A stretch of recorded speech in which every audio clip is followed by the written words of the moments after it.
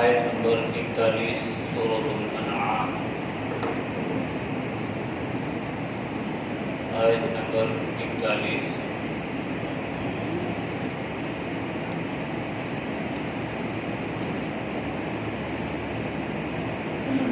أعوذ بالله من الشيطان الرجيم، بسم الله الرحمن الرحيم۔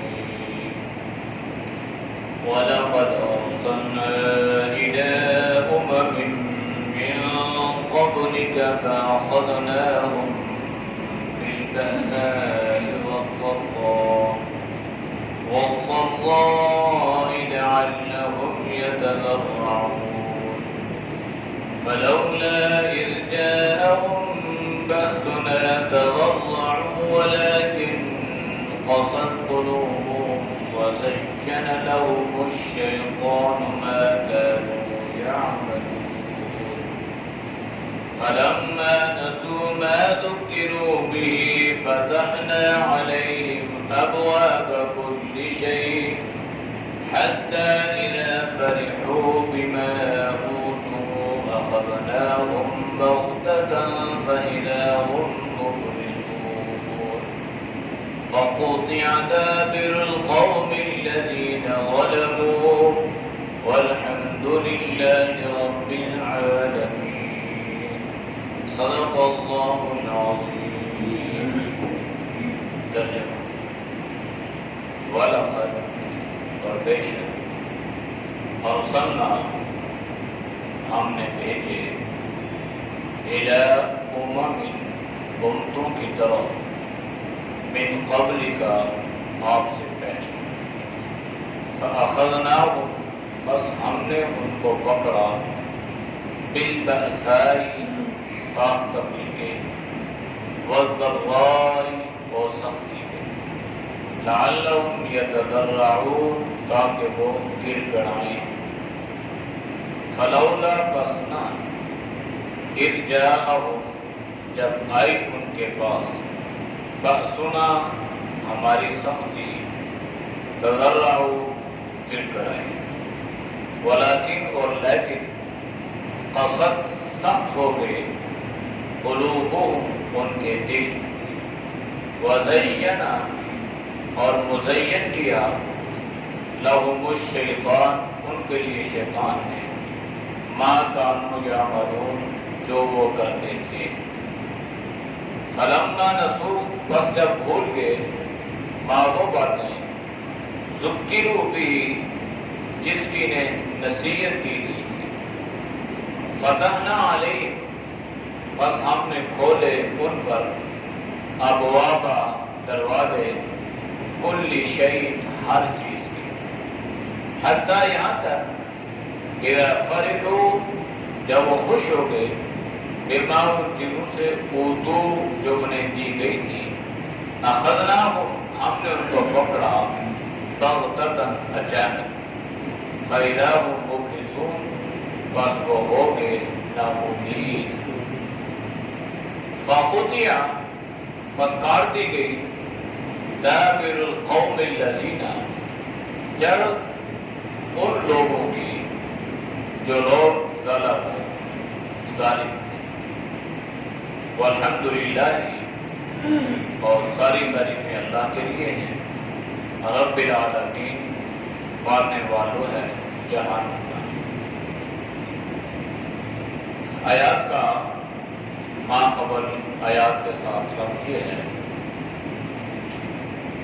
کہ احتمال کے طور پر اللہ نے مشرکین مکہ سے یہ بات پوچھی کہ اگر تمہاری زندگی میں اچانک تمہاری اوپر کوئی ایسی مصیبت پریشانی آ جائے تو تم کیا کرو گے؟ ظاہری بات ہے کہ تم اللہ کا دروازہ کھٹکاؤ گے، تو جب تمہیں اللہ کی طرف آنا ہے تو پھر تم حقیقت میں اللہ کو کیوں نہیں مانتے؟ اور یہ جو مختلف قسم کے بت آپ نے اپنے معبود بنا رکھے ہیں، ان کی کیوں پرستش کرتے ہو؟ لیکن یہ اس طرح انہوں نے اپنے آپ پر بہرے اور گونگے پن کو اختیار کر لیا تھا، اور اس طرح انہوں نے اپنے آپ کو جہالت میں ڈال دیا تھا کہ سمجھنے کے باوجود یہ کسی بات کو ماننے کے لیے تیار نہیں تھے۔ یہاں تک ایک مرتبہ تنہائی میں اخنس بن شریح، اس نے تنہائی میں ابو جہل سے پوچھا کہ یہاں تم اور میں ہوں اور تیسرا کوئی نہیں، تو تم یہ بتاؤ کہ تمہارا اس محمد صلی اللہ علیہ وسلم کے بارے میں کیا خیال ہے؟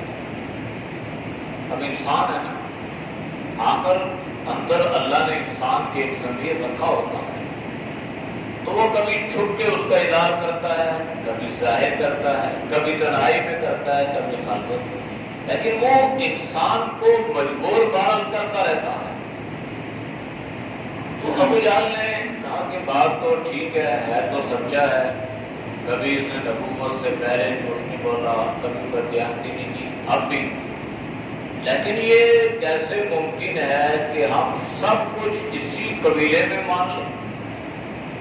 نبوت ان کے پاس بیت اللہ کے متولی بھی یہ ہو گئے سما، تو اگر ہم نے سب کچھ انہیں کے بارے میں تسلیم کر لیا اور مان لیا تو پھر ہمارے ان کے سامنے کوئی حیثیت نہیں رہے گی۔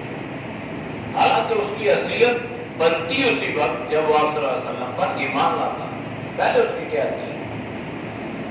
تو یہ کیا تھا؟ یہ گویا ایک بہرا پن اور گونگا پن اور اندھیرے کو انہوں نے گویا خود اپنے لیے پسند کر لیا۔ ان آیات میں اللہ نے انہیں کے سامنے بات یہ رکھی کہ دیکھو، وَلَقَدْ أَرْسَلْنَا إِلَىٰ أُمَمٍ، اور بے شک ہم نے بھیجے امتوں کی طرف۔ یہ امم لفظ کی جمع، امت کی جمع، تو امتیں من قبل کا آپ سے پہلے، یعنی آپ سے پہلے بھی ہم نے بہت ساری امتیں اور ان کے لیے بہت سارے رسول بھیجے۔ جناب نبی کریم صلی اللہ علیہ وسلم نے فرمایا کہ اللہ نے بہت رسول بھیجے، بعضوں کا قرآن میں اللہ نے ذکر کیا اور بعضوں کا وحی کے ذریعے سے اللہ نے مجھے بتلا دیا، اور بعضوں کا اللہ نے ذکر نہیں فرمایا۔ وَإِن مِّنْ أُمَّةٍ إِلَّا خَلَا فِيهَا نَذِيرٌ، بہرحال کوئی ایسی امت نہیں گزری جس کے لیے اللہ نے کوئی ڈرانے والا نہ بھیجا ہو۔ ہر امت کی طرف اللہ نے ایک رہبر کو بھیجا ہے۔ فَأَخَذْنَاهُ، بس ہم نے ان کو پکڑا، بِالْبَأْسَاء، تنگی کے ساتھ، وَالضَّرَّاء، اور سختی کے ساتھ، لَعَلَّهُمْ يَتَضَرَّعُونَ، تاکہ وہ گڑ گڑائیں، تضرع، عاجزی اور انکساری اختیار کریں۔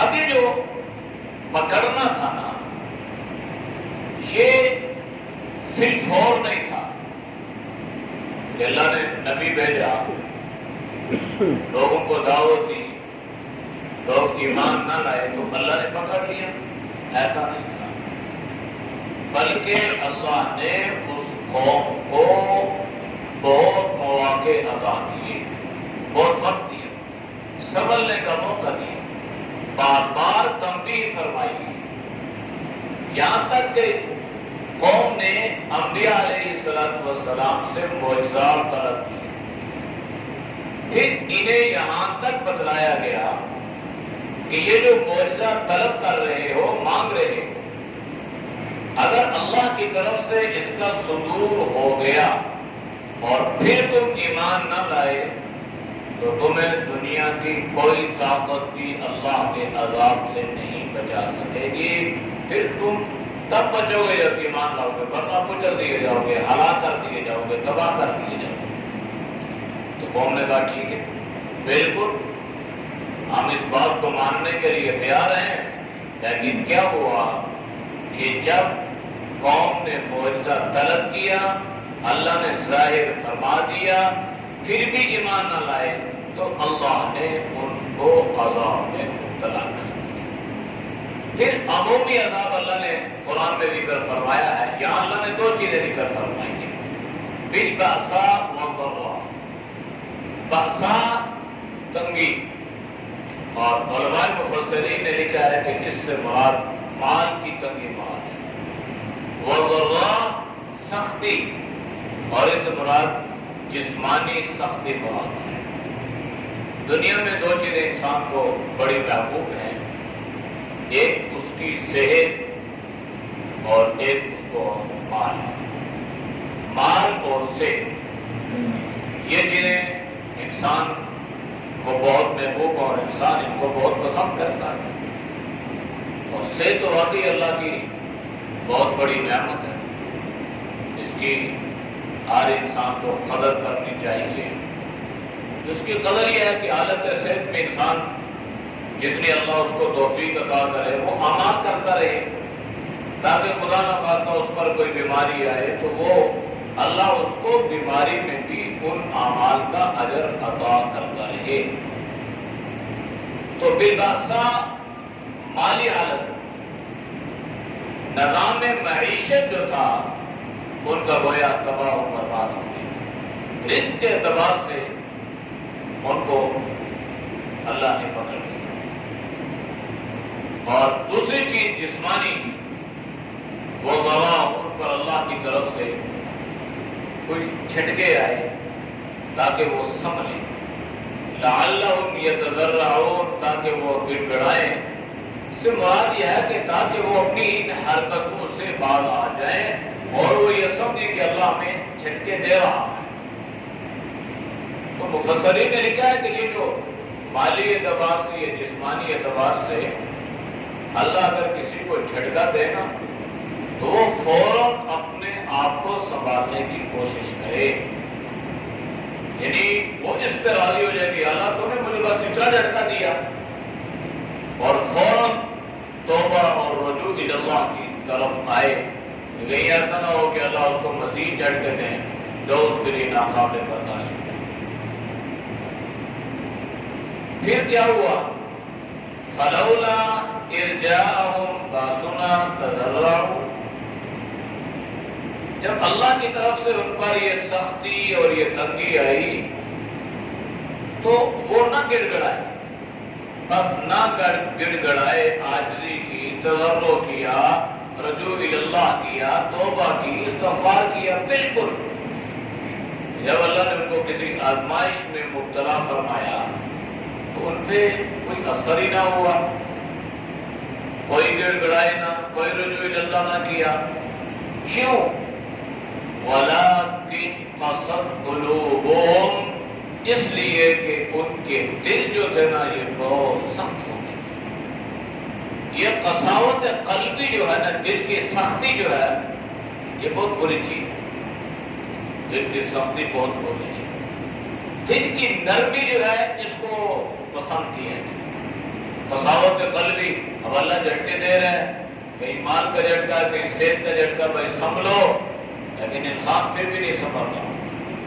اب اللہ اس کو کتنے بڑے عذاب میں مبتلا کریں گے اور کتنا بڑا اس پر امتحان اللہ کی طرف سے آئے گا، یہ انسان سوچ بھی نہیں سکتا۔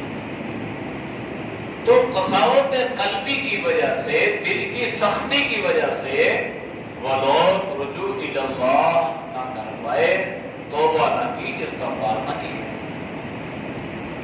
وَزَيَّنَ لَهُمُ الشَّيْطَانُ، اور شیطان نے ان کے لیے اس دنیا کو بڑا خوبصورت بنا کر پیش کر دیا۔ شیطان نے ان کے لیے دنیا کی ساری چیزیں بڑا مزین کی، خوبصورت۔ یہ جو شیطان مزین کرتا ہے یہ انسان کے اندر خیالات آتا ہے، دنیاوی خواہشات پیدا ہوتی ہے، تو انسان بہت کچھ سوچتا ہے اور ان سوچوں کی تکمیل کے لیے انسان ان راہوں پر چل بھی پڑتا ہے، اور وہ اس کو ایسی میں پھینک دیتا ہے جہاں سے واپسی کے سارے راستے ختم ہو جائیں۔ اس لیے یہ دنیا جو ہے نا، یہ انسان پر بڑی خوبصورت بن کے آتی ہے، بڑی مزین بن کے آتی ہے، اور یہ انسان کو اپنی طرف مائل کرتی ہے، کھینچتی ہے۔ اب مائل کرنا اور کھینچنا یہ اس اعتبار سے ہوتا ہے کہ وہ نہ اللہ کراتا ہے، نہ انبیاء جناب نبی کریم صلی اللہ علیہ وسلم کراتے ہیں، وہ صرف دنیا ہی کا بندہ بن کے رہے۔ ما کانوا یعملون، جو وہ کرتے تھے ان اعمال کی بدولت شیطان نے ان کے دلوں کو مزین کیا، اور قساوت قلبی کی وجہ سے وہ ان امتحانوں میں اور ان آزمائشوں میں پورے نہ ہوتے۔ فلما نسوا ما ذکروا به، وہ ان باتوں کو بھول گئے جن کی اللہ نے انہیں نصیحت فرمائی تھی، انہیں نصیحتیں کی گئی تھی کہ بھائی اگر تمہارے اوپر یہ باتیں اللہ کی طرف سے آ گئی، تم دنیا میں اللہ کی طرف سے عذاب میں مبتلا کر دیے گئے، تو تمہارے پاس کون سا دروازہ ہے جو جا کے کھٹکاؤ گے اور وہ ذات تمہاری مشکلوں کو دور کرے گی؟ ظاہری بات ہے وہ اللہ ہی ہے۔ تو اب ان ساری باتوں کو فراموش کر کے بھول گئے، اور انسان جو ہے اس کی فطرت کیا ہے کہ غم میں وہ نصیحت کو یاد رکھتا ہے اور خوشی میں بھول جاتا ہے۔ بلکہ آپ نے اکثر دیکھا ہوگا کہ جو خوشی کے مواقع اللہ عطا کرتا ہے، ہمارے اچھے خاصے دیدار لوگ بھی جناب نبی کریم صلی اللہ علیہ وسلم کی شریعت کو پسند ڈالتے ہیں۔ بالکل اچھے خاصے دیدار، ناچ گانا ہو رہا ہے، اب اس ناچ گانے میں دادی صاحبہ بھی برابر کی شریک ہے۔ اب جن کے ہاتھ میں عمومی طور پر آپ کو تسبیح نظر آئے گی، مصلی نظر آئے گا، اور یہ ساری چیزیں نظر آئیں گی، لیکن خوشی کے موقع پر ایک منٹ کے لیے دین کو انہوں نے الگ کر کے رکھ دیا۔ تو یہ انسانی فطرت، اور غم ہو کر ہونا غم، تو عام حالت جو بے دینی کی حالت ہوتی ہے نا، اس کے ہاتھ میں بھی آپ کو تسبیح نظر آئے گی، ان کے سر میں بھی آپ کو دوپٹہ نظر آ جائے گا، وہ بھی آپ کو گڑگڑاتے ہوئے نظر آئے گا۔ اللہ تعالیٰ انسان کی حفاظت فرمائے۔ یہ جو اسپتالوں کی ایمرجنسی یا آئی سی یو یا یہ جو کیفیات ہوتی ہیں، تو یہاں جو لواحقین کھڑے ہوتے ہیں تو کسی مریض کے ساتھ ہوتے ہیں، تو انسان ان کی دل کی کیفیت معلوم کرے۔ جس نے کبھی تسبیح ہاتھ میں نہیں اٹھائی ہوگی وہ ہاتھ میں اٹھا لے، جس نے کبھی کسی کو عزت کی نگاہ سے نہیں دیکھا ہوگا وہ عزت کی نگاہ سے دیکھے، جو کبھی نماز کے قریب نہ آئی ہوگی وہ نماز کے قریب آئے گی۔ تو یہ انسانی فطرت اور مزاج ہے۔ تو خوشی میں بہت کچھ انسان بھلا دیتا ہے، اور غمی میں بھولا ہوا بات بھی انسان کو یاد آتی ہے۔ تو اللہ نے کیا کیا؟ فلما نسوا ما ذکروا به، اللہ نے نصیحتیں فرمائی تھی، بھائی یہ جو دنیا ہے نا، دنیا یہ پائیدار نہیں ہے، کسی کی بنے گی نہیں، اس دنیا کے پیچھے اپنی آخرت کو برباد مت کرو۔ مال کی فراوانی، دولت کی فراوانی، عیش و عشرت، یہ بھول کے ساری باتوں کو اللہ کی طرف سے ان کو مزید آزمائشوں میں بھی مبتلا کر دیا گیا، اور اس صورت میں فتحنا علیہم ابواب کل شیء، اللہ فرما رہے پھر ہم نے بھی ان پر ہر طرح کے دروازے کھول دیے۔ رزق، مال کی فراوانی، دولت کی کثرت۔ اب یہ اس نظام میں مبتلا ہے کہ ہم بڑے ہوشیار ہو گئے، ہمارے پاس بہت مال و دولت آ گئی ہے، وہ بیچارے تو بے وقوف ہیں، احمق ہیں۔ اب یہ ایک اللہ کی طرف سے ایک آزمائش میں مبتلا ہو گئے۔ اور اب مالداری تو کوئی ایسا عیب نہیں ہے، مالداری تب عیب بن جاتی ہے جب اس مال کی وجہ سے انسان اللہ اور اللہ کے رسول کی محبت سے دور ہو جائے، اور دنیا کی محبت اس پہ غالب آ جائے اور آخرت کی محبت نہ ہو۔ یہ جو مالداری ہے یہ ویسے مال ہے، ورنہ اگر اللہ نے کسی کو مال عطا کیا ہو اور اس کا مال لوگوں کی ضروریات پر خرچ ہو رہا ہو اور اس کو اس مال کی محبت اس کے دل میں نہ ہو، زکات وغیرہ بھی ادا کرتا ہو، حق والے کو حق بھی دیتا ہو، اللہ کے راستے میں مال خرچ بھی کرتا ہو، تو یہ باعث معیوب نہیں ہے، یہ تو اچھی چیز ہے۔ اللہ نے مال دیا، اللہ کے راستے میں خرچ کرنا، لیکن وہ مالداری انسان کے لیے تباہی اور بربادی کا ذریعہ بنتی ہے جس مال کی وجہ سے انسان اللہ کے دین سے غافل ہو جائے۔ اب یہ لوگ اسی طرح ہوگے، پھر اللہ نے کہا ٹھیک ہے بھائی ان پر کھول دو دروازے۔ اسی لیے اللہ کے نبی نے بھی فرمایا نا کہ مجھے اپنی امت پر اس بات کا خوف اور خطرہ ہے کہ میری امت پر رزق کی وسعت کر دی جائے گی اور اس کی وجہ سے کہیں یہ حالات نہ ہو جائے، یعنی جب رزق میں وسعت ہو، مالداری ہو، پھر اس سے بہت سارے فتنے بھی پیدا ہوتے ہیں، غرور، تکبر، بڑائیاں، لڑائی جھگڑے، تو یہ ایسا نہ ہو کہ میری امت اس فتنے میں مبتلا ہو کر تباہی اور بربادی کی طرف نہ چل۔ پھر کیا ہوا؟ حتیٰ اذا فرحوا بما اوتوا، یہاں تک کہ یہ اپنی مال کی کثرت پر بڑے اترا رہے تھے، بڑا مالدار، بڑا پیسہ، بڑا سرمایہ، بڑی دولت، تو بہت انسان اترا ہے۔ جب انسان ہمارے معاشرے میں اللہ کی طرف سے تقسیم ہوتی ہے کہ دو بھائی ہیں، دو بھائی، قرآن میں بھی اللہ نے ذکر فرمایا ہے، بہت ساری مثالیں اللہ نے دی، ایک مالدار ہے، غریب ہے۔ اب حقیقی دو بھائیوں کو اللہ نے کس طرح تقسیم کر دیا؟ ایک کو اللہ نے مالدار بنا دیا، دوسرے کو اللہ نے غربت عطا کر دیا۔ اب ہوتا یہ ہے کہ اکثر جو مالدار ہوتے ہیں نا تو وہ اکثر اپنے غریب رشتہ داروں کو رشتہ دار ماننا بھی تسلیم نہیں کرتے۔ اگر کہیں پر کسی مجلس میں کوئی ایسی ہو تو وہ یہ نہیں کہتے یہ میرا چھوٹا بھائی ہے، بھائی اس کی غربت کے آثار اس پر ظاہر ہیں، اس کا کیا مطلب یہ آپ کا بھائی نہیں؟ ایسا ہمارے معاشرے میں ہے، ہوتا ہے، بھائی ماننے کے لیے تیار نہیں ہے، بہن تسلیم کرنے کے لیے تیار نہیں ہے، باقی رشتہ داروں کو کیا مانیں گے جب بہن بھائیوں کی یہ حالت ہے، بالکل نظر انداز کرتے ہیں۔ تو یہ کیوں ہے؟ یہ اپنے مال پہ اطراء ہے اور اس کی وجہ سے ان میں یہ غرور پیدا ہو گیا۔ اللہ فرمایا کہ اپنے مال پہ خوش تھے، ہر طرح سے رزق آ رہا تھا، پھر کیا ہوتا ہے؟ اخذناہم بغتۃ، پھر اللہ ان کو اچانک پکڑ لیتا ہے، پھر اللہ کی پکڑ میں آ جاتے ہیں۔ اللہ کی پکڑ کی کئی صورتیں ہیں، بڑے بڑے مالدار لوگ، بلکہ پہلے کی باتیں، تاریخ کی باتیں یا کتابی باتیں تو بہت پڑھی ہوگی آپ نے بھی۔ 2005 کے زلزلے میں ایسی کیفیات اور ایسی باتیں اور ایسی مثالیں سامنے آئی کہ ایک دن پہلے ایک عورت زکات دے رہی ہے اور دوسرے دن زکات دینے والوں کی کتار میں کھڑی ہے۔ ایسی صورت ہے۔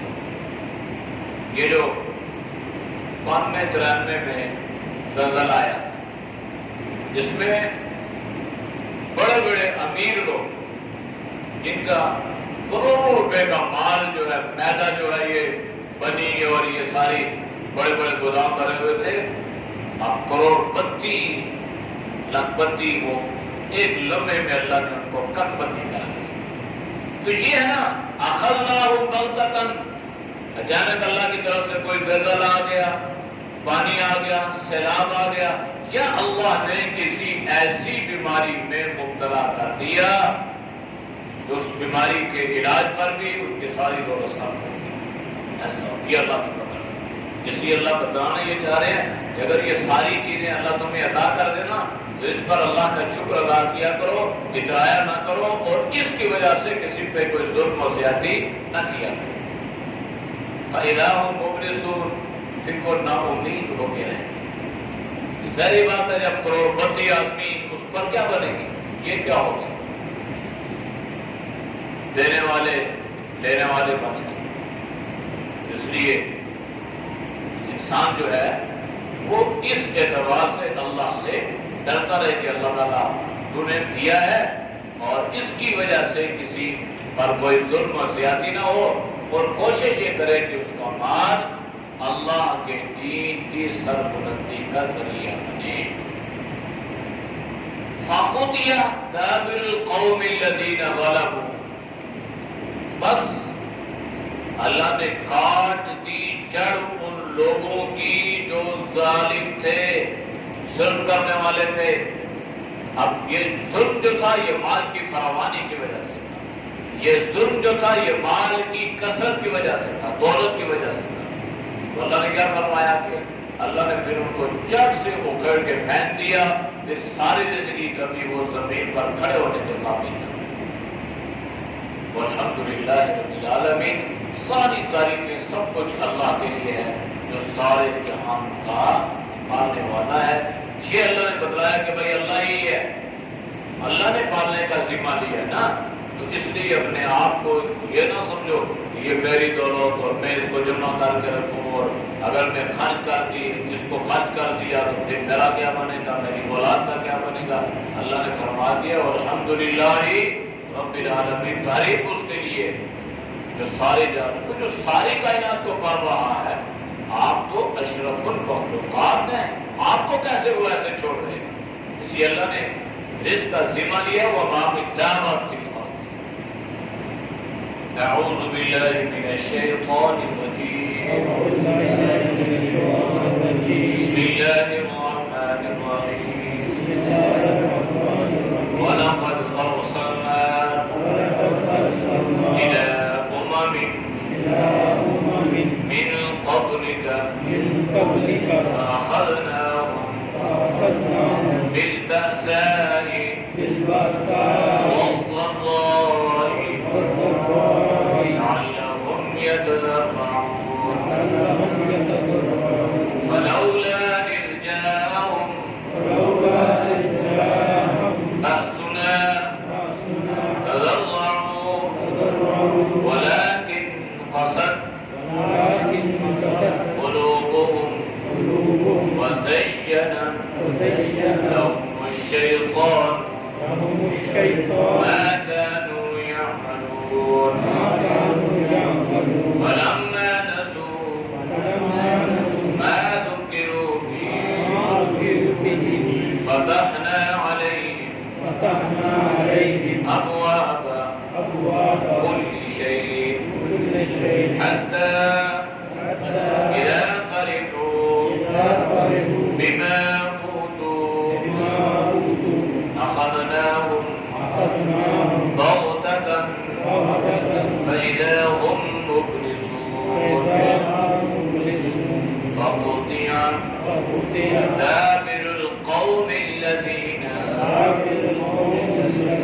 ظَلَمُوا وَالْحَمْدُ لِلَّهِ